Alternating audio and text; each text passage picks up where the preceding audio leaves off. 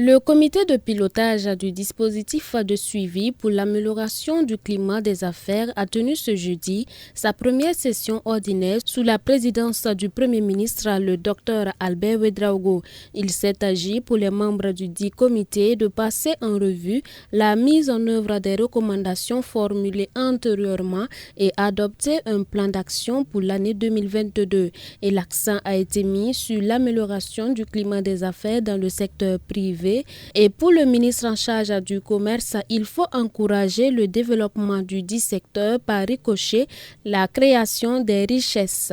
Réduire les délais des procédures, améliorer l'efficacité des administrations, réduire aussi le délai d'obtention des documents, des autorisations et des permis, c'est quelque chose qui encourage le développement du secteur privé et donc la création de richesses.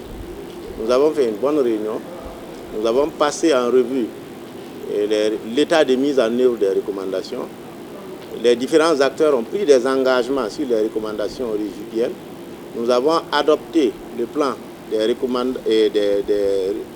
des actions à mener pour l'année 2022 et chaque acteur s'est engagé à être diligent dans l'exécution et la mise en œuvre de ces recommandations.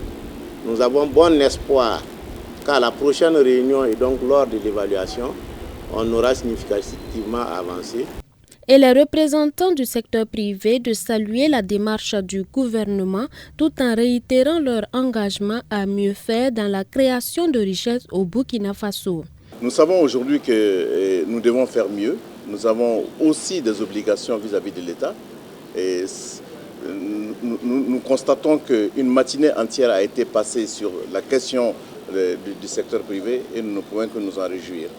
La question foncière a été plusieurs fois abordée au cours de cette session et le ministère a indiqué que des engagements ont été pris pour alléger les procédures afin de réduire les lenteurs et les lourdeurs du domaine.